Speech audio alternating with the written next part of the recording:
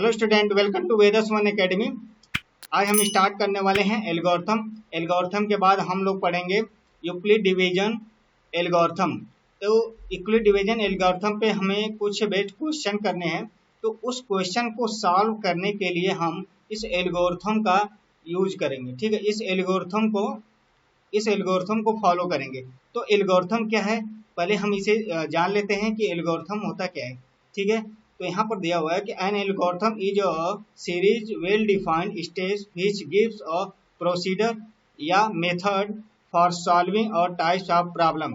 ठीक है, तो किसी प्रॉब्लम को सॉल्व करने के लिए हम क्या करेंगे कि कुछ वेल डिफाइंड स्टेप्स को फॉलो करेंगे।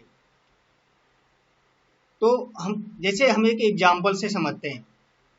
जैसे हम चाय बनाने का प्रोसीजर एक लेते हैं। ठीक है, घर पे हम कोई भी अगर डिश बनाते हैं तो डिश बनाने के लिए हम फर्स्ट स्टेप में क्या करते हैं, फिर सेकेंड स्टेप में क्या करते हैं। तो वो इस तरह से हम एक वेल डिफाइंड स्टेप्स को फॉलो करके उस डिश को हम लोग तैयार करते हैं। तो जैसे हम ये मान लो हम घर पर चाय बना रहे हैं। ठीक है, तो चाय बनाने का प्रोसीजर क्या होगा। जैसे चाय बनाने के लिए हम फर्स्ट स्टेप में क्या करेंगे, फिर सेकेंड स्टेप में क्या करेंगे और थर्ड स्टेप में क्या करेंगे। इस तरह से हम स्टेप को फॉलो करते हुए चाय को हम तैयार करेंगे। तो यहाँ पर हम लिखेंगे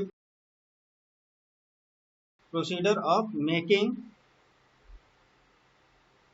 टी।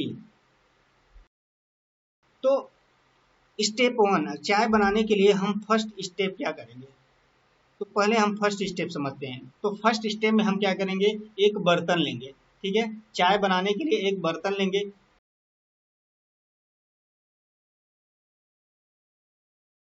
सेकेंड स्टेप में क्या करेंगे, सेकेंड स्टेप में हम क्या करेंगे, इस बर्तन में हम क्या लेंगे, वाटर लेंगे। ठीक है, क्या लेंगे, वाटर लेंगे। मान लो हम जैसे फर्स्ट स्टेप में क्या लिए, बर्तन लिए। तो यहाँ पर हम बर्तन को बना देते हैं। ठीक है, हमने यहाँ पर बर्तन ले लिया है, ये है बर्तन। और स्टेप 2 में हम क्या करेंगे, इसमें वाटर डालेंगे। ठीक है, तो इसमें हम क्या करते हैं, वाटर डालते हैं। तो यहाँ से हमने क्या किया, इसमें वाटर मिला दिया। तो स्टेप थर्ड में हम क्या करेंगे, स्टेप थर्ड में हम क्या करेंगे, इसमें हम मिल्क मिलाएंगे।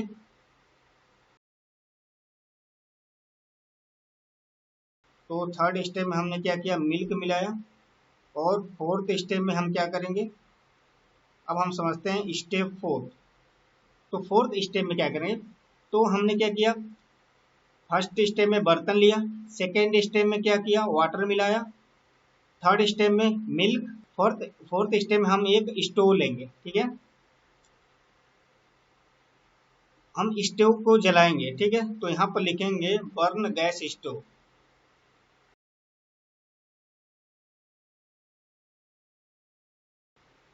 उसके बाद हम क्या करेंगे, इसे गैस स्टोव पे इसको गैस स्टोव पर रखेंगे। तो जैसे गैस, ये क्या है, गैस स्टोव है। ठीक है, तो फोर्थ स्टेप में क्या किया, इस गैस स्टोव को हमने क्या कर दिया, जला दिया। ठीक है, इस तरह से जला दिया। अब हम क्या करेंगे, फिफ्थ स्टेप में इस बर्तन को अब इसे स्टोव पे रखेंगे। तो हम यहाँ पे लिखते हैं स्टेप 4, स्टेप 5। तो स्टेप 5 में क्या करेंगे, पुट बर्तन ऑन द स्टोव।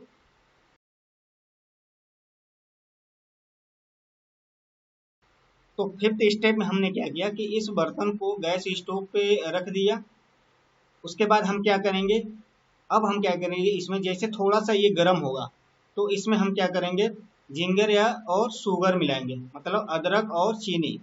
स्टेप 6 में हम क्या करेंगे, इसमें हम जिंगर मिलाएंगे, जिंगर। तो इसमें हम सिक्स स्टेप में क्या किए, जिंगर मिला दिए। तो हमने क्या किया, इसमें जिंगर मिला दिया। या तो आप काम कर सकते हैं कि आप फोर्थ स्टेप में, ठीक है, अब वाटर, मिल्क, जिंगर और शुगर को एक साथ मिला सकते हैं। तो लेकिन हमें क्या करना है, एक वेल डिफाइंड स्टेप को फॉलो करना है। ठीक है, तो इस तरह से हम क्या करेंगे, सिक्स स्टेप में जिंगर मिलाएंगे और स्टेप 7 में हम क्या करेंगे, स्टेप 7 में हम शुगर मिलाएंगे।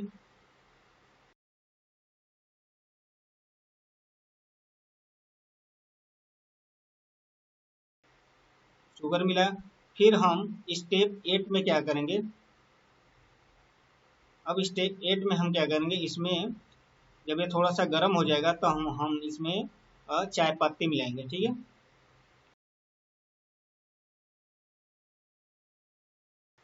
तो स्टेप 8 में हम क्या किए, चाय पत्ती इसमें मिलाएंगे, ठीक है। तो यहाँ पर हमने क्या किया, चाय पत्ती मिला दिया।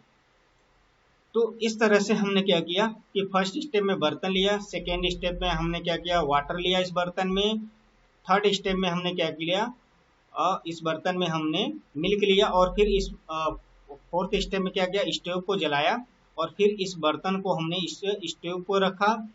ये फिफ्थ स्टोव में क्या किया, इस बर्तन को इस स्टोव पे रखा। फिर ये थोड़ा सा गर्म होने के बाद हमने क्या किया, इसमें जिंगर और शुगर मिला दिया, और थोड़ा और उसके बाद इसको थोड़ा सा और गर्म करने के बाद हम उसमें चाय पत्ती मिलाए और उसके बाद इसे और अच्छे से पका लिया, ठीक है। इस तरह से क्या हुआ, चाय तैयार हो गया। तो चाय बनाने का जो प्रोसीजर है, इस स्टेप को फॉलो करते हुए हमने चाय को तैयार किया। तो ये जो स्टेप है ना, वेल डिफाइंड स्टेप है, ठीक है। यहाँ पर लिखा हुआ है वेल डिफाइंड स्टेप, क्या होना चाहिए, वेल डिफाइंड। तो देखो चाय बनाने के लिए हम लोग क्या इस तरह से भी करते हैं, क्या करते हैं कि बर्तन में हम वाटर, मिल्क, जिंगर, शुगर और चाय पत्ती, इन पांचों चीजों को एक साथ मिला देते हैं। उसके बाद हम लोग स्टोव जलाते हैं, फिर इसको उस पर रखते हैं। इस तरह से भी चाय बनाते हैं। तो चाय बनाने के लिए या तो इस पांचों को एक साथ ले लेते हैं, या इस तरह से भी करते हैं, वाटर, मिल्क और जिंगर, शुगर को एक साथ लेते हैं, गर्म करते हैं, फिर जब गर्म थोड़ा सा हो जाए तो फिर चाय पत्ती मिलाते हैं। इस तरह से भी मिलाते हैं। तो हमें क्या करना होता है, तो जो बनाने का तरीका होता है ना, वो एक वेल डिफाइन होना चाहिए, एक सही तरीका होना चाहिए, ठीक है। तो इस सही तरीकों को हम फॉलो करते हुए किसी प्रॉब्लम को सॉल्व करेंगे। तो एल्गोरिथम का मतलब यही है कि इस तरह से हमें स्टेप को फॉलो करना है और प्रॉब्लम को हमें सॉल्व करना है। तो आगे हम जब यूक्लिड डिवीजन एल्गोरिथम पढ़ेंगे, इसके बाद हम यूक्लिड डिवीजन एल्गोरिथम पढ़ेंगे, तो उस पर जब हम बेस्ड क्वेश्चन करेंगे तो वो इस एल्गोरिथम को फॉलो करते हुए उस क्वेश्चन को सॉल्व करेंगे। तो हम जैसे ये तो चाय बनाने के लिए एल्गोरिथम था, ये जो स्टेप था चाय बनाने के लिए था। इसी तरह से हम यूक्लिड डिवीजन एल्गोरिथम में किसी प्रॉब्लम को सॉल्व करने के लिए उसका हम एल्गोरिथम पढ़ेंगे, उस स्टेप को फॉलो करेंगे, उस स्टेप को हम पढ़ेंगे कि कैसे इस स्टेप को हम लोग फॉलो करते हुए उस प्रॉब्लम को सॉल्व करेंगे। तो हम यूक्लिड डिवीजन एल्गोरिथम को हम स्टार्ट करेंगे। Now start Euclid division algorithm. Algorithm को हम लोगों ने अच्छे से समझ लिया है। अब हम लोग जानेंगे यूक्लिड डिवीजन एल्गोरिथम क्या होता है। Euclid division algorithm is a technique to compute the highest common factor of two given positive integer say a and b. तो यूक्लिड डिवीजन एल्गोरिथम दो पॉजिटिव इंटीजर का हाईएस्ट कॉमन फैक्टर फाइंड करने का एक step by step method होता है। जैसे यहाँ पर स्टेप बाय स्टेप मेथड दिया हुआ है, स्टेप 1, स्टेप 2, स्टेप 3। तो इस स्टेप को हम फॉलो करते हुए हाईएस्ट कॉमन फैक्टर फाइंड करेंगे। तो अब हम ये समझ लेते हैं कि हाईएस्ट कॉमन फैक्टर क्या होता है। तो इसे हम एग्जांपल से समझेंगे। तो यहाँ पर हम दो पॉजिटिव इंटीजर लेते हैं, एक इंटीजर लेते हैं 8 और दूसरा हम लेते हैं 12। तो हम क्या करेंगे, 8 का हम फैक्टर करेंगे।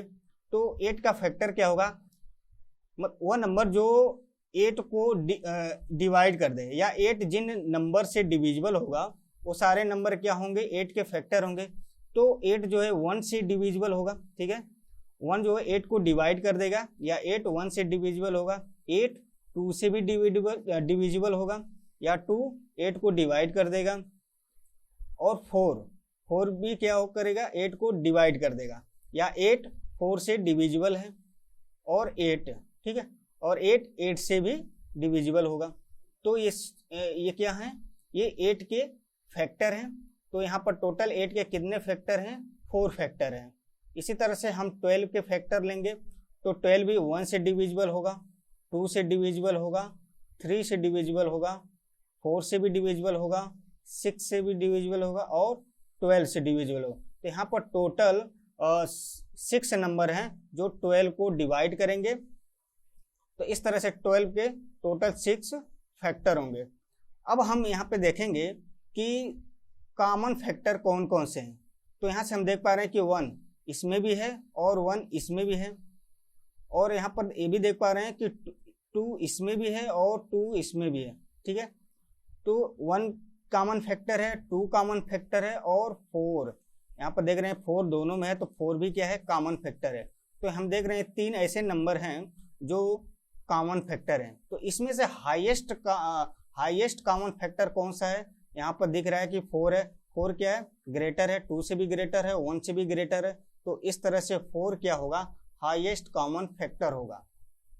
तो हम यहाँ पे लिख सकते हैं कि 4 इज ग्रेटर देन 2, 2 से भी ग्रेटर है और ग्रेटर है 1 से। तो ये क्या होगा, हाईएस्ट कॉमन फैक्टर होगा, या इसे एचसीएफ लिख सकते हैं। ठीक है, शॉर्ट में एचसीएफ। तो 4 क्या होगा, हाईएस्ट कॉमन फैक्टर होगा।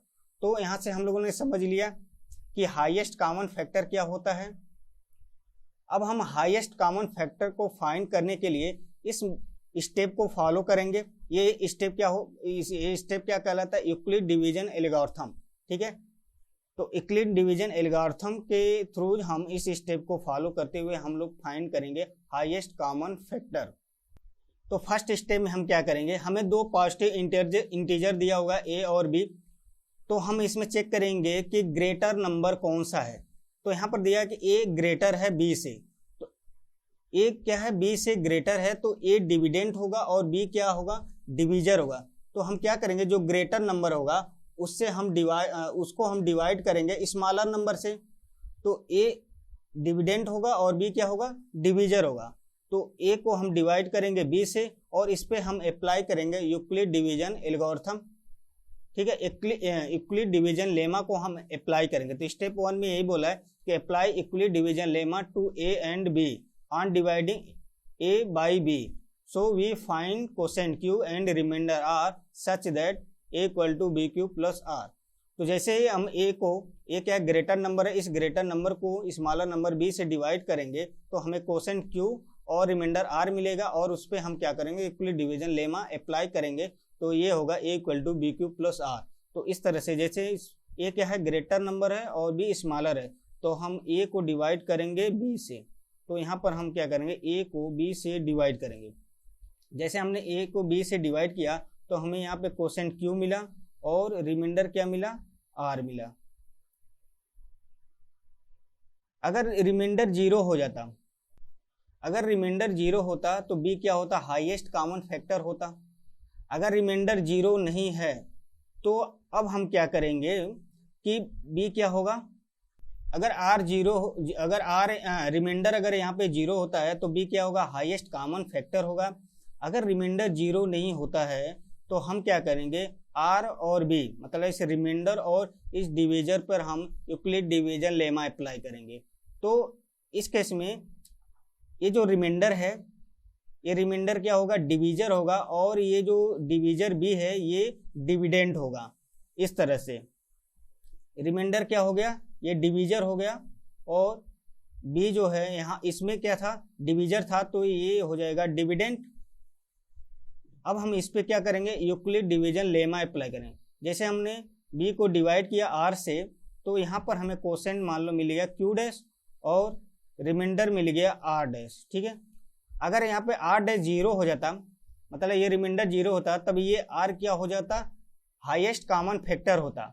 अगर r 0 नहीं होता फिर यही मेथड अप्लाई करेंगे, फिर यही स्टेप अप्लाई करेंगे। फिर क्या करेंगे, r डैश क्या हो जाएगा, डिवीजर हो जाएगा, और ये r क्या होगा, जो डिवीजर है ये डिविडेंट हो जाएगा। तो फिर हम क्या करेंगे, इसमें r डैश क्या हो जाएगा, डिवीजर हो जाएगा, और ये जो r है इसमें क्या था, डिवीजर था, तो ये हो जाएगा डिविडेंट। अगर यहाँ पे मान लेते हैं यहाँ पे कोसेंट q डबल डैश मिल गया और रिमाइंडर r डबल डैश मिल गया। ठीक है, अगर रिमाइंडर यहाँ पे 0 हो जाता, ठीक है, मान लो यहाँ पे रिमाइंडर क्या हो गया, 0 हो गया। अगर रिमाइंडर 0 हो गया तो ये क्या होगा, हाईएस्ट कॉमन फैक्टर हो जाएगा। ठीक है, एचसीएफ हो गया। अगर r डैश यहाँ पे 0 हो जाता तब ये हाईएस्ट कॉमन फैक्टर होता, अगर ये 0 होता तब ये क्या हो जाता, हाईएस्ट कॉमन फैक्टर होगा। अगर मान लो ये भी 0 नहीं होता तो फिर इसी तरह से ये क्या हो जाता, डिवीजर हो जाता और ये डिविडेंड हो जाता, फिर इसमें इक्विलेट डिवीजन लेमा अप्लाई कर। तो इस तरह से ये स्टेप हम फॉलो करते जाते हैं, जब तक 0 नहीं हो जाता तब तक हम इस स्टेप को फॉलो करते जाएंगे। और जैसे ही रिमाइंडर 0 हो गया तो उससे रिलेटेड जो डिवीजर होगा वो क्या होगा, हाईएस्ट कॉमन। जैसे यहाँ पर रिमाइंडर 0 हो गया तो इससे रिलेटेड डिवीजर क्या है, आर डैश है, तो ये आर डैश क्या होगा, हाईएस्ट कॉमन फैक्टर होगा। मान लो यहाँ पर रिमाइंडर 0 हो गया तो लास्ट वाला जो डिवीजर होगा ये क्या होगा, हाईएस्ट कॉमन फैक्टर, या जो यहाँ पे रिमाइंडर 0 होगा उससे रिलेटेड जो डिवीजर होगा वो क्या होगा, हाईएस्ट कॉमन फैक्टर। जैसे इस वाले इससे ये यहाँ पे क्या है, रिमाइंडर आर है, इससे रिलेटेड डिवीजर बी है, यहाँ पर रिमाइंडर आर डैश है, इससे रिलेटेड डिवीजर क्या है, आर है, और यहाँ पर रिमाइंडर क्या है, 0 है, और इससे रिलेटेड डिवीजर क्या है, आर डैश है। तो यहाँ पर देख रहे हैं रिमाइंडर 0 हो रहा है, तो रिमाइंडर 0 हो रहा है तो ये वाला जो डिवीजर होगा क्या होगा, हाईएस्ट कॉमन फैक्टर होगा। यही स्टेप 1, स्टेप 2, स्टेप 3 में भी कर रहा है। स्टेप 1 में क्या कर रहा है कि अगर जो ग्रेटर नंबर है उसको हम डिवाइड करेंगे स्मॉलर नंबर से तो हमें क्वोशिएंट Q और R मिलेगा, तो उस पर हम इक्विलेट डिवीजन लेमा अप्लाई करेंगे, ठीक है। तो अब सेकेंड स्टेप में क्या है कि अगर R 0 होता है, अगर ये R 0 होता है तो उससे जो रिलेटेड डिवीजर होगा वो क्या होगा, हाईएस्ट कॉमन फैक्टर होगा। यहाँ पर कह रहा है if R is 0 then B is the highest common factor of A and B such that HCF of A B क्या होगा, B होगा। इफ R नॉट 0, अगर R 0 नहीं होता है तो we apply the Euclid division lemma to B and R। तो जैसे यहाँ पर क्या था, R 0 नहीं था तो हमने B और R पे क्या किया, इक्विलेट डिवीजन लेमा अप्लाई किया। तो जो R था ये क्या हो गया, डिवीजर हो गया, और जो डिवीजर था ये हो गया डिविडेंड। तो यहाँ पर भी देख रहे हैं कि रिमाइंडर 0 नहीं हो रहा है तो फिर हम क्या करेंगे, इक्विलेट डिवीजन लेमा अप्लाई करेंगे R डैश और R पे। तो R डैश क्या होगा, जो R डैश रिमाइंडर है ये हो जाएगा डिवीजर, और जो ये डिवीजर है ये हो जाएगा डिविडेंड। तो यहाँ पर हम देख रहे हैं रिमाइंडर 0 आ रहा है तो इससे रिलेटेड जो डिवीजर है वो क्या होगा, हाईएस्ट कॉमन फैक्टर। अगर यहाँ पर भी रिमाइंडर 0 नहीं होता तो फिर मान लो यहाँ पे R डबल डैश आ जाता, तो फिर R डबल डैश क्या हो जाता, डिवीजर हो जाता, और R डैश क्या होता है, डिविडेंड। तो फिर उस पर हम इक्विलेट डिवीजन लेमा अप्लाई करते हैं। फिर मान लो वहाँ पे रिमाइंडर 0 आता तो उससे रिलेटेड जो डिवीजर होता वो क्या होता, हाईएस्ट कॉमन फैक्टर। तो इसी तरह से अगर ये 0 होता तो ये हाईएस्ट कॉमन फैक्टर हो जाता, अगर यहाँ पर ये 0 होता तो ये हाईएस्ट कॉमन फैक्टर हो जाता। इस तरह से स्टेप फॉलो करते जाएंगे। हो सकता है हमें स्टेप 1 में ही हाईएस्ट कॉमन फैक्टर मिल जाए, या स्टेप 2 में ही हाईएस्ट कॉमन फैक्टर मिल जाए, या स्टेप 3 में। अगर स्टेप 3 में नहीं मिला है तो स्टेप 4 लेंगे, सेम इसी तरह से स्टेप 5 लेंगे, सेम उसी तरह से। तो इस तरह से हम स्टेप बाय स्टेप करते जाएंगे जब तक रिमाइंडर 0 ना हो। अगर रिमाइंडर जहाँ पर 0 हो गया तो उससे रिलेटेड जो डिवीजर होगा वो क्या होगा, हाईएस्ट कॉमन फैक्टर होगा। तो इस तरह से हम लोगों ने यूक्लिड डिवीजन एल्गोरिथम को अप्लाई करते हुए स्टेप बाय स्टेप इस मेथड को अप्लाई करते हुए हम क्या करेंगे, हाईएस्ट कॉमन फैक्टर को फाइंड करेंगे, और जहां पर रिमाइंडर 0 आ जाएगा तो उससे रिलेटेड जो डिवीजर होगा वो होगा हाईएस्ट कॉमन फैक्टर। अब हम कुछ एग्जाम्पल से और समझते हैं। जैसे हम यहाँ पे 2 एग्जाम्पल लेते हैं। जैसे हमने यहाँ पर एक एग्जाम्पल ले लिया 8 और 12, ये 2 पॉजिटिव इंटीजर हैं, ये फर्स्ट एग्जाम्पल है।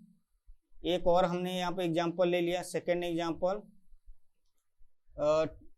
12 और 21।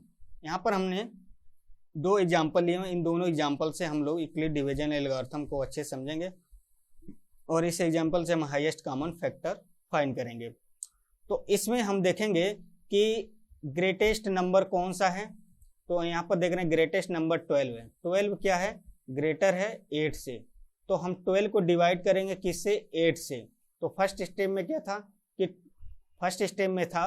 कि 12 को जो ग्रेटर नंबर है उसे हम डिवाइड करेंगे स्मॉलर नंबर से, और फिर हम उस पर इक्विलेट डिवीजन लेमा अप्लाई करेंगे। तो जैसे यहाँ पे हम देख सकते हैं कि हमने 12 को 8 से डिवाइड किया, और 8 से डिवाइड करने पर हमें क्वोशिएंट क्या मिलेगा, कोसेंट हमें मिलेगा 8 का हम टेबल पढ़ेंगे तो 12 के इक्वल हो या जस्ट इससे लेस हो, तो 1 टाइम हम पढ़ेंगे 8 का टेबल, तो 8 1 जा 8, 12 माइनस 8, ये क्या होगा 4 होगा। तो यहाँ पर हम देख रहे हैं कोसेंट 1 और रिमाइंडर क्या मिल रहा है 4 मिल रहा है।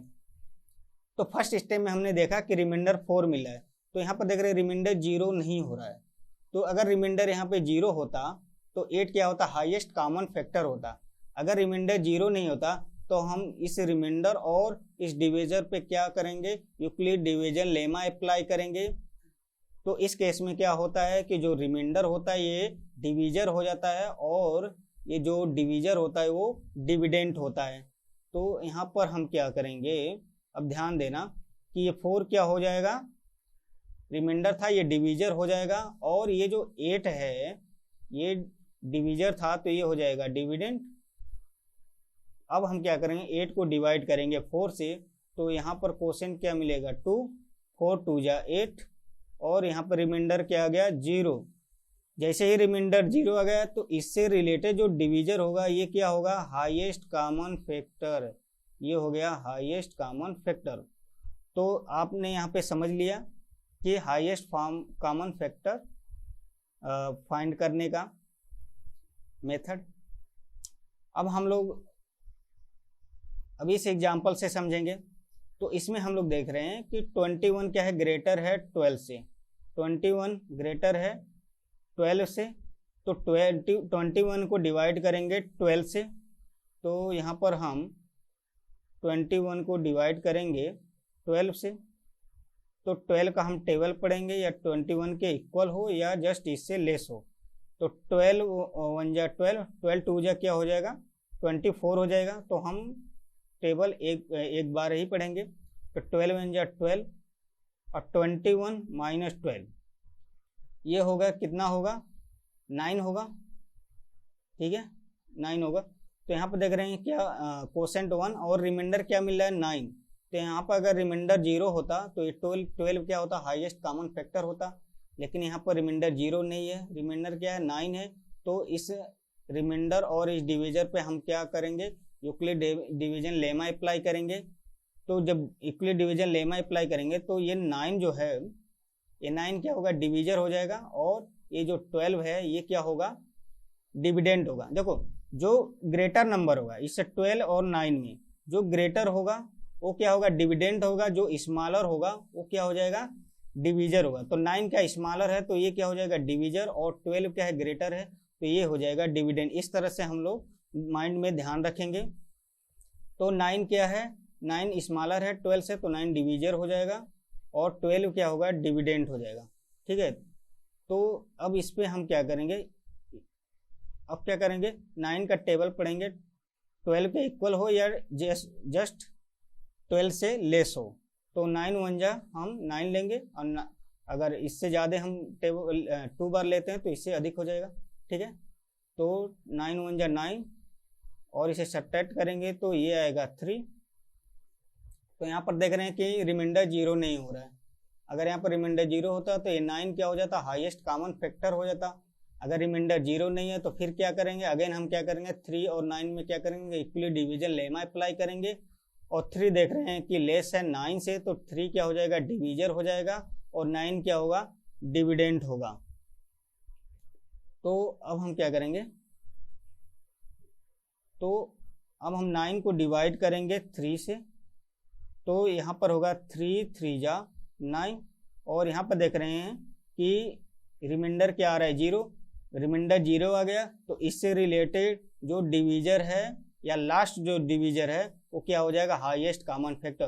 तो इसमें लास्ट डिवीजर क्या है ये 3 है, तो ये 3 क्या हो जाएगा हाईएस्ट कॉमन फैक्टर हो जाएगा। तो आपने समझ लिया कि हाईएस्ट कॉमन फैक्टर कैसे फाइंड करेंगे। तो इस एग्जांपल से आप लोगों को क्लियर हो गया होगा हाईएस्ट कॉमन फैक्टर कैसे फाइंड करना है। अब हम इस पर कुछ अच्छे एग्जांपल करेंगे।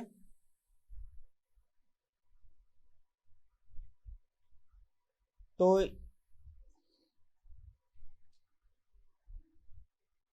इस तरह से ये टॉपिक कंप्लीट होता है। और इस पर बेस हम और कुछ एग्जाम्पल, अच्छे एग्जाम्पल सॉल्व करेंगे नेक्स्ट क्लास में। यूक्लिड डिवीजन एल्गोरिथम हम लोगों ने अच्छे से पढ़ लिया है। अब हम उस पर बेस्ड कुछ एग्जाम्पल सॉल्व करेंगे। यूक्लिड डिवीजन एल्गोरिथम में हम लोगों ने कुछ स्टेप सीखा था एचसीएफ फाइंड करने के लिए। उस स्टेप को हम यहाँ पर अप्लाई करेंगे और हाईएस्ट कॉमन फैक्टर फाइंड करेंगे। तो अब हम स्टार्ट करते हैं example 1। Using Euclid division algorithm to find the HCF of 1300, 14 and 612। तो हम इस दो पॉजिटिव इंटीजर का हाईएस्ट कॉमन फैक्टर फाइंड करना है। तो सबसे पहले हम स्टेप 1 में सबसे पहले हम लोग चेक करेंगे कि इसमें हाईएस्ट नंबर कौन सा है। जो हाईएस्ट नंबर होगा उस नंबर को हम डिवाइड करेंगे स्मॉलेस्ट इंटीजर से। ठीक है, हाईएस्ट इंटीजर को हम डिवाइड करेंगे स्मॉलेस्ट इंटीजर से। तो यहाँ पर हम देख रहे हैं 1314 क्या है, ग्रेटर है 612 से। तो 1314 को हम डिवाइड करेंगे 612 से। तो हम 1314 और 612 पे यूक्लिड डिवीजन लेमा अप्लाई करेंगे। तो स्टेप 1 में हम लोग क्या करेंगे, यहाँ पर ध्यान से देखना स्टेप 1। तो स्टेप 1 में क्या करेंगे, ये चेक करेंगे कि इन दोनों में से ग्रेटेस्ट नंबर कौन सा है। तो यहाँ पर लिखेंगे सिंस 1314 इज ग्रेटर देन 612। तो यहाँ पर हम देख रहे हैं 1314 ग्रेटर है 612 से। तो इसको हम डिवाइड करेंगे इससे। तो यहाँ पर हम लिख देंगे 612 1314। तो 1314 को डिवाइड करना है 612 से। तो अब हम क्या करेंगे, 612 का हम टेबल पढ़ेंगे कि इसके इक्वल हो या इससे जस्ट लेस हो। तो 612 का हम 2 टाइम्स टेबल पढ़ेंगे। तो ये होगा 1224। इसे हम सब्ट्रैक्ट करेंगे तो ये आएगा 90। तो यहाँ पर हम देख रहे हैं कि रिमाइंडर क्या आ रहा है 90। अगर रिमाइंडर 0 होता तो 612 क्या होता, हाईएस्ट कॉमन फैक्टर होता।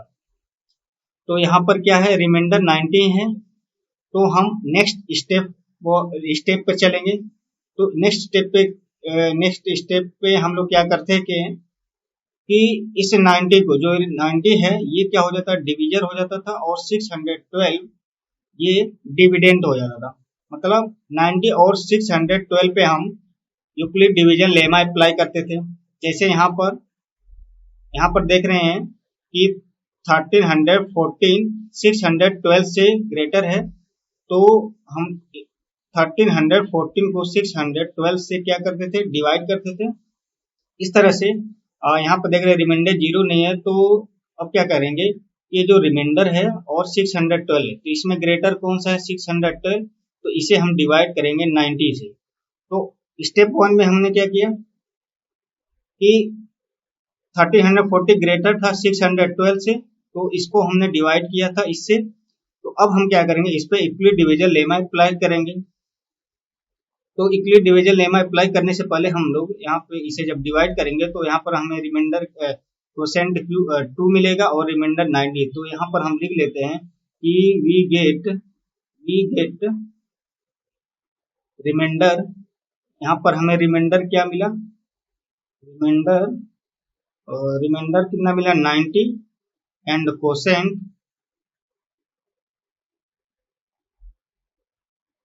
क्वोशेंट हमें 2 मिला।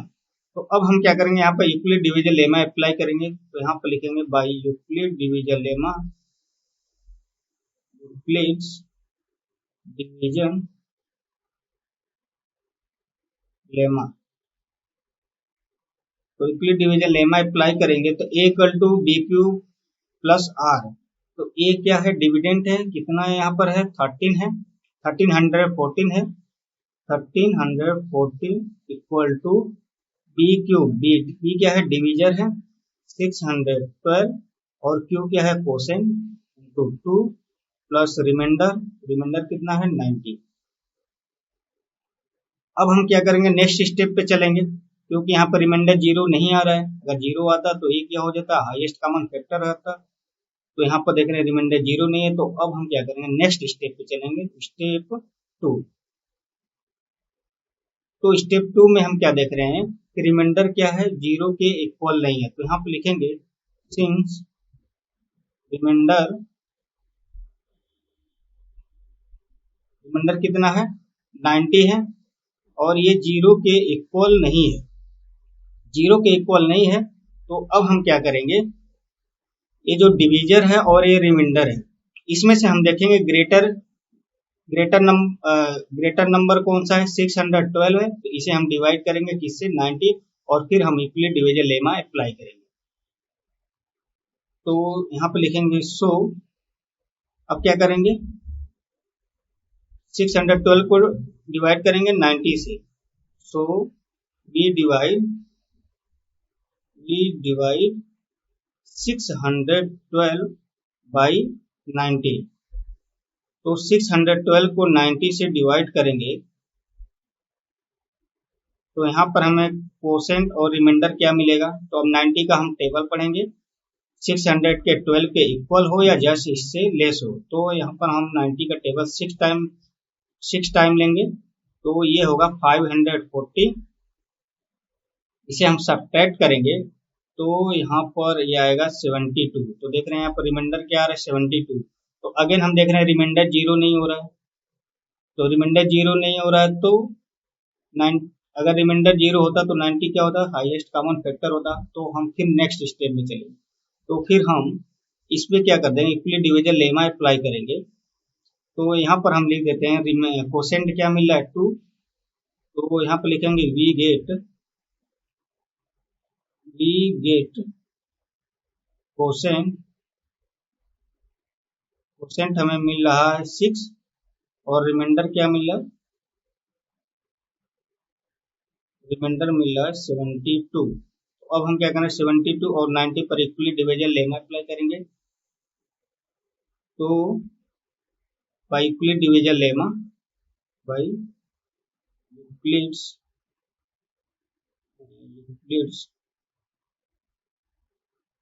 Division lemma,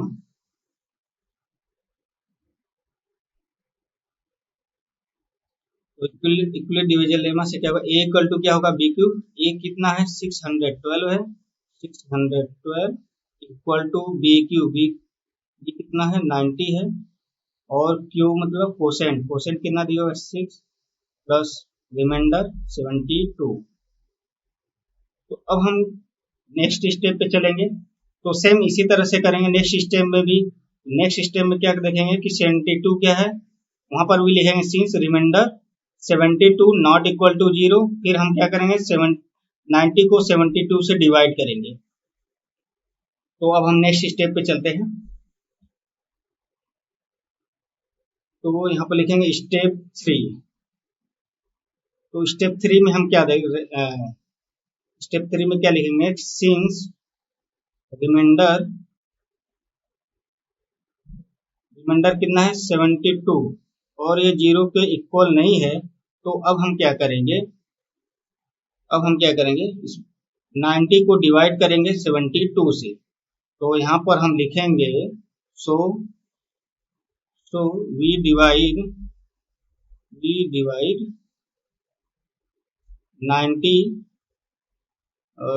90 by 72।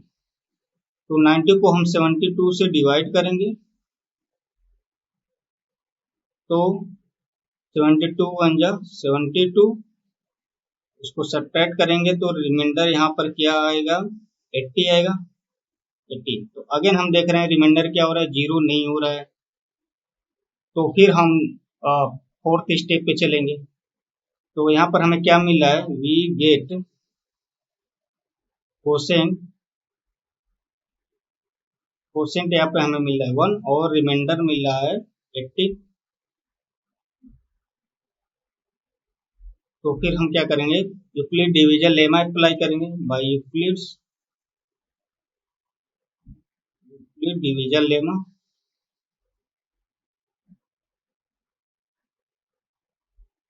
तो यूक्लिड डिवीजन लेमा अप्लाई करेंगे, तो ए इक्वल टू क्या होगा, a equal to b q plus r. तो ए कितना दिया हुआ, 90 90 equal to b q, b कितना है 72 है, और क्यू हमने फाइंड किया 1 प्लस रिमाइंडर 18। तो अगेन रिमाइंडर 0 नहीं हो रहा है, तो हम नेक्स्ट स्टेप पे चलेंगे। तो नेक्स्ट स्टेप क्या है 4 है, तो यहाँ पर फिर लिखेंगे सिंस रिमाइंडर कितना है 18 है, ठीक है, रिमाइंडर 18 नॉट इक्वल टू 0। तो अब हम क्या करेंगे 72 को डिवाइड करेंगे 18 से, तो यहाँ पर लिखेंगे सो वी डिवाइड 72 बाई 18। तो अब हम 72 को 18 से डिवाइड करेंगे,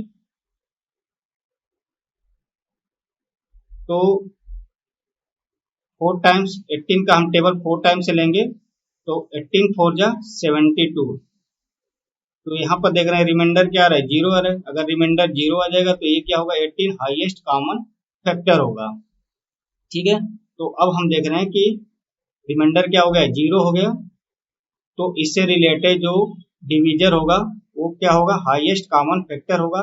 तो अब हमारा जो प्रोसीजर होगा वो स्टॉप हो जाएगा, और लास्ट जो डिवीजर होगा वो क्या होगा हाईएस्ट कॉमन फैक्टर होगा। तो यहाँ पर हम लिख लेंगे, हमें क्या मिला यहाँ पर we get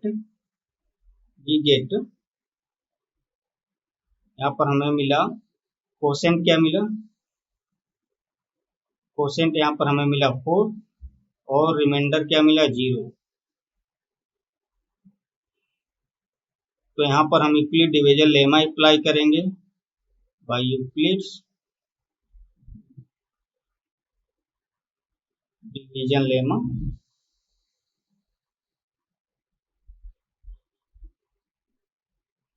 Euclid division lemma equal to क्या होगा बी क्यू, ए कितना है 72 है, बी क्यू बी है 18 और क्यू है 4 तो 4 प्लस रिमाइंडर कितना है 0। तो यहाँ से हमें रिमाइंडर 0 मिल गया, तो अब हमारा प्रोसीजर स्टॉप हो जाएगा, और जो लास्ट डिवीजर है ये क्या हो जाएगा हाईएस्ट कॉमन फैक्टर, मतलब ये जो 18 है ये हो जाएगा एचसीएफ। तो हमें यहाँ पे एचसीएफ फाइंड हो गया है। तो यहाँ पर लास्ट में हम लिख देंगे, क्या लिखेंगे यहाँ पर आप लास्ट में लिख देना since the reminder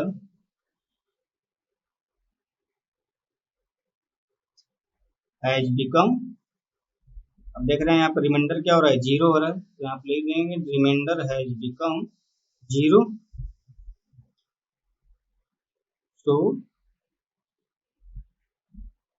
so our procedure stops, ठीक है।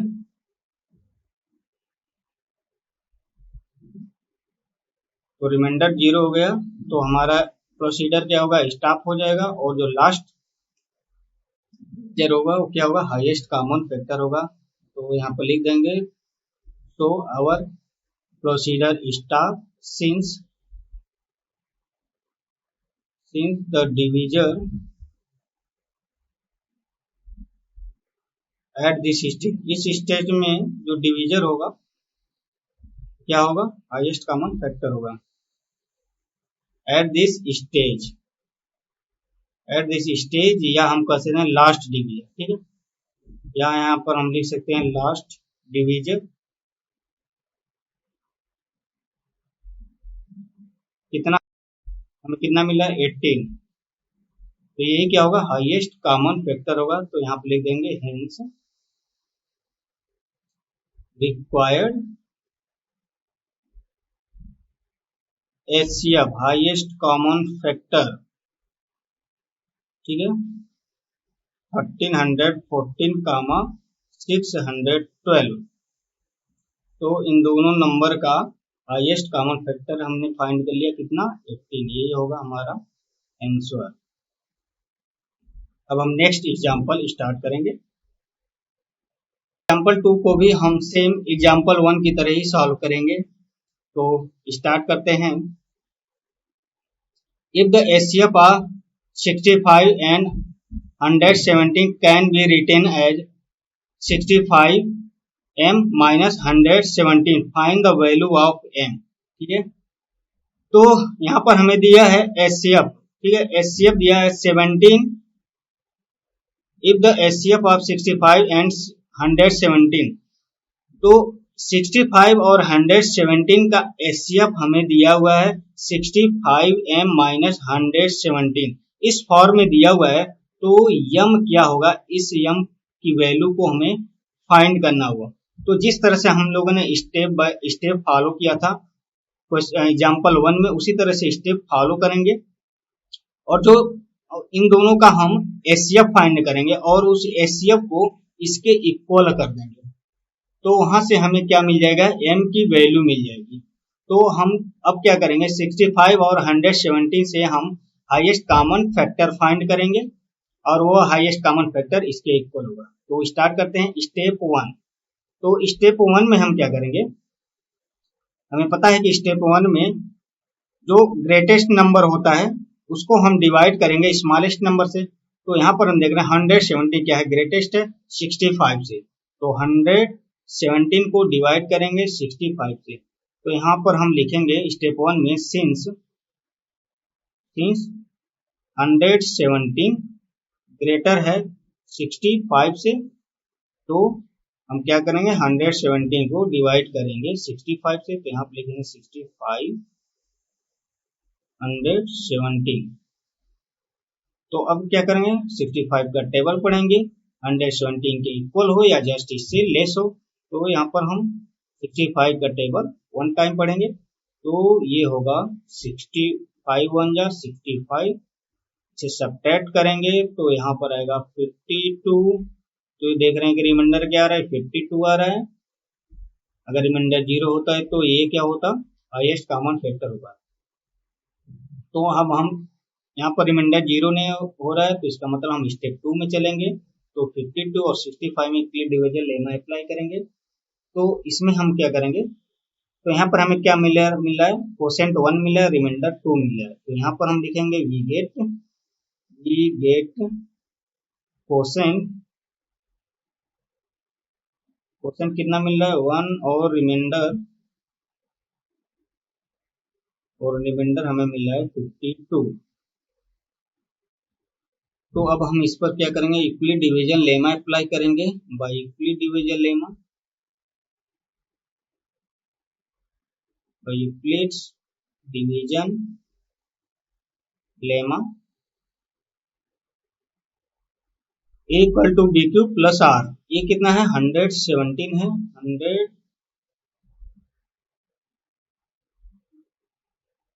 तो ये 117 equal to b q, b कितना है 65, क्यू मैंने फाइंड किया 1, प्लस रिमाइंडर कितना है 52।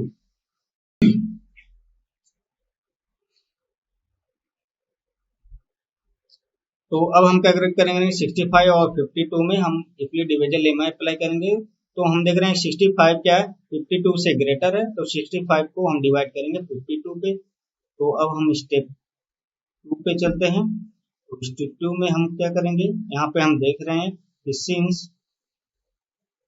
रिमाइंडर क्या है 52, since remainder 52 not equal to 0, ये 0 के इक्वल नहीं है, तो क्या करेंगे, सो 65 ग्रेटर है 52 से, तो 65 को डिवाइड करेंगे 52 से। तो लिखेंगे सो वी डिवाइड 65 बाई 52। तो हम 65 को डिवाइड करेंगे 52 से, तो 52 1 जा 52 से सब्ट्रैक्ट करेंगे तो रिमाइंडर यहाँ पर क्या आएगा 13 आएगा। तो अगेन रिमाइंडर 0 नहीं हो रहा है, 0 होता तो ये 52 क्या होता, हाईएस्ट कॉमन फैक्टर होगा था। तो अब हम क्या करेंगे, तो यहाँ से हमें क्या मिला, लिखेंगे वी गेट कोसेंट कितना मिला 1, रिमाइंडर यहाँ पर रिमाइंडर हमें कितना मिला 13। तो अब हम क्या करेंगे, यूक्लिड डिवीजन लेमा अप्लाई करेंगे। तो यहाँ लिखेंगे by Euclid division lemma Euclid division lemma का तो a equal to b q plus r, तो a कितना है 65, 65 बी क्यू, बी है 52 और क्यू हमने फाइंड किया है 1 और प्लस रिमाइंडर 13। तो अगेन क्या आ रहा है, रिमाइंडर 0 नहीं आ रहा है, तो हम स्टेप थर्ड में चलेंगे, तो वहां पर भी लिखेंगे since remainder 13 not equal to 0, फिर इसी तरह से इसे इस स्टेप 2 को ही फॉलो करते चलेंगे। ठीक है, अब हम स्टेप 3 पे आते हैं। स्टेप 3, तो यहाँ पर हम सिंस रिमाइंडर क्या था, 13 था, 13 नॉट इक्वल टू 0। यहाँ पर आप देख सकते हैं कि रिमाइंडर क्या है 13 नॉट इक्वल टू 0, तो 52 को हम डिवाइड करेंगे 13 से, तो यहाँ पर हम लिखेंगे सो बी डिवाइड 52 बाई 30, 52 बाई 13, तो 52 को हम 13 से डिवाइड करेंगे, तो ये 13 4 जा 52 होगा, और यहाँ पर क्या आ रहा है, रिमाइंडर 0 आ रहा है, तो रिमाइंडर 0 आ रहा है तो 13 क्या होगा, हाईएस्ट कॉमन फैक्टर होगा। तो यहाँ पर हम लिखेंगे गेट कोसेंट हमें क्या मिला, 4 मिला, कोसेंट हमें यहाँ पे 4 मिला, और रिमाइंडर क्या मिला, 0।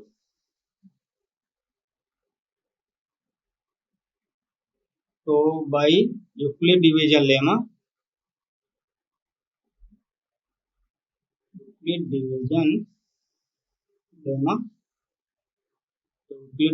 a equal to b q plus r, ये कितना है 52 इक्वल टू बी क्यू 30 है, क्यू कितना है 4 है, प्लस रिमाइंडर 0 है। तो जब रिमाइंडर 0 आ गया तो हमारा जो प्रोसीजर है ये स्टॉप हो जाएगा, और जो लास्ट डिवीजर होगा ये क्या होगा, हाईएस्ट कॉमन फैक्टर होगा। तो यहाँ पर हम लिखेंगे since the reminder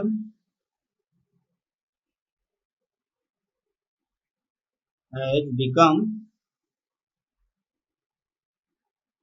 0, hence last division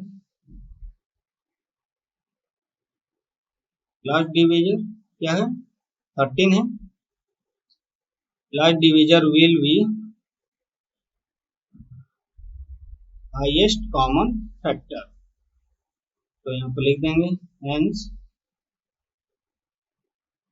HCF, तो HCF कितना था, किसके बीच किसका निकालना था, 65 और 117 का। ठीक है, इसका हमने HCF निकालना था, तो इसका HCF कितना होगा, 13 होगा, कितना होगा 13 होगा, और हमें ये दिया हुआ है 65 और 117 का HCF दिया हुआ है, कितना दिया हुआ है, यहाँ से हम क्वेश्चन से हम देख सकते हैं, हमें दिया हुआ इन दोनों का HCF 65m माइनस 170, और हमने इसका HCF निकाला, कितना निकाला 13 निकाला, और ये 13 होगा 65m माइनस 117 के इक्वल होगा। तो यहाँ पे हम देख सकते हैं कि नाउ, तो इसका HCF हमने क्या फाइंड किया 13, और दिया हुआ है कितना 65m माइनस 117, तो इसके जब हम पुट करेंगे, क्या पुट करेंगे 65m माइनस 117, ये इक्वल होगा 13 के, और 117 को राइट साइड में ले जाएंगे तो ये होगा 65m, ये इक्वल होगा 13 माइनस 175 इधर जाएगा तो प्लस 117 होगा। ठीक है, माइनस 117 राइट साइड में जाएगा तो क्या होगा, प्लस 117 होगा। अब हम क्या करेंगे 65 को इस साइड ले जाएंगे तो ये डिवाइड हो जाएगा, तो m इक्वल होगा, इसे हम ऐड करेंगे तो ये होगा 60 कितना होगा 30 प्लस 117 130 होगा, अब इस 130 को हम डिवाइड करेंगे 65 से, तो m क्या होगा, यहाँ से m की वैल्यू हमें मिल जाएगी 2 मिल जाएगा। तो 65 2 जा 130, तो हमें m की वैल्यू फाइंड करना था, तो यहाँ पर हमने m की वैल्यू फाइंड कर लिया, कितना आया 2 आया, ये क्या होगा आंसर होगा। ठीक है, तो इस तरह से आपने यूक्लिड डिवीजन एल्गोरिथम को अच्छे से समझ लिया हुआ। Hello students, welcome to Vedas One Academy. हमारी सभी वीडियो 3 मिनट के डायरेक्टर स्पीच के साथ हैं। अगर आप चैनल पर न्यू हैं तो जरूर सुनें और चैनल को लाइक, सब्सक्राइब और शेयर करना ना भूलें। आपका लाइक, सब्सक्राइब और शेयर हमें मोटिवेशन देगा, जिससे हम आपको बेस्ट स्टडी मटेरियल प्रोवाइड कर पाएंगे, जिससे आप एग्जाम में 90% मार्क्स ला सकें। अब रटोगे नहीं, अब सीखोगे, तभी 90% मार्क्स ला पाओगे। तो हमसे जुड़े और फ्यूचर बनाएं। अब आप घर बैठे इंडिया के बेस्ट टीचर्स के साथ पढ़ सकते हैं। अब बेस्ट ऑफलाइन ट्यूशन आपको टीच करने के लिए ऑनलाइन आ गया है, आप सभी स्टूडेंट्स की डिमांड पर। हम सभी क्वेश्चंस को कवर करेंगे और साथ में आर.डी. शर्मा, आर.एस. अग्रवाल और जो बेस्ट राइटर्स हैं उन सभी की बुक्स को कवर करेंगे।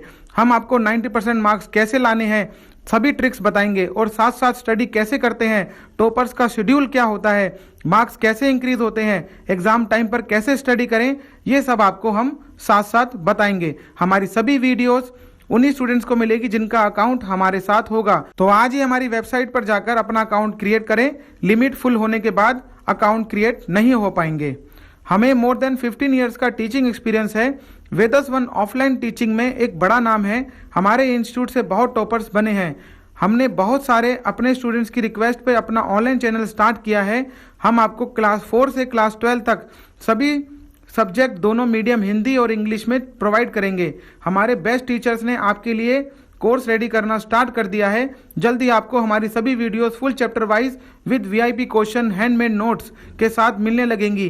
तो आज ही सब्सक्राइब करें और अपना फ्यूचर ब्राइट करें। यदि आप एक टीचर हैं और आप हमारी एकेडमी से जुड़ना चाहते हैं तो आप हमसे संपर्क कर सकते हैं। यदि कोई हाउस वुमेन है, हाउस वाइफ है, अनएम्प्लॉयड है, 12th क्लियर हो गई है, पार्ट टाइम कुछ देख रहे हैं, स्टूडेंट आपके घर में कोई पार्ट टाइम वर्क सर्च कर रहा हो, तो हमारा नंबर जरूर शेयर करें और विदाउट एनी इन्वेस्टमेंट अपनी एक्सपेक्टेशन से ज़्यादा अर्न करें। हमारी एकेडमी के इंडिपेंडेंट काउंसलर बने।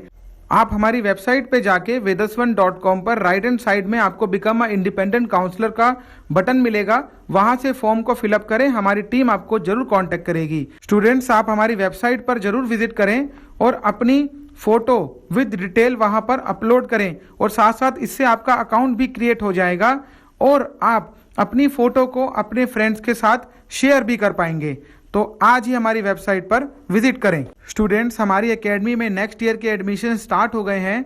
अगर आप हमसे ऑनलाइन हमारे कोचिंग पे आके पढ़ना चाहते हैं तो आप आ सकते हैं, या आप घर बैठे किसी भी स्टेट से आप हमारा लाइव क्लासेस प्लान ले सकते हैं और in just 90 rupees per month आप हमारे साथ रेगुलर 1 आवर स्टडी कर सकते हैं और आप हमारा स्मार्ट स्टडी प्लान भी ले सकते हैं in just 9 rupees per month.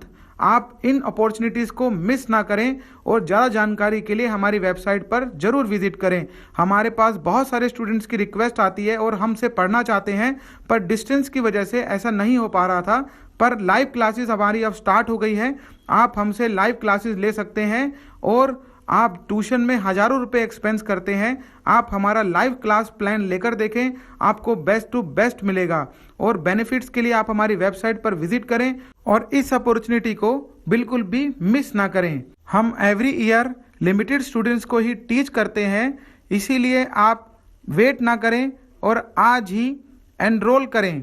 Admission full होने के बाद आपको सीट नहीं मिल पाएगी। आप हमारी सभी वीडियो फ्री ऑफ कॉस्ट देख सकते हैं। हमने चैप्टर वाइज फुल कोर्स आपके लिए रेडी किया हुआ है। आप प्लेलिस्ट के थ्रू देख सकते हैं, या सबसे आसान आप हमारी वेबसाइट पर विजिट करके वहां से अपनी क्लास को सेलेक्ट करके चैप्टर वाइज आप सभी वीडियोस हमारी फ्री ऑफ कॉस्ट देख सकते हैं। और स्टूडेंट, जब आप हमारी वेबसाइट पर अपना अकाउंट क्रिएट करते हैं और आप कोई कोर्स में एनरोल करते हैं तो आपको एक रेफरल कोड दिया जाता है। यदि आप उस रेफरल कोड के बिहाफ पे अपने 5 फ्रेंड्स को ज्वाइन कराते हैं तो आपकी फीस आपको रिफंड कर दी जाएगी। अगर आप एग्जाम में टॉप करना चाहते हैं तो हमसे जरूर जुड़ें। अपना कीमती समय देने के लिए बहुत बहुत धन्यवाद।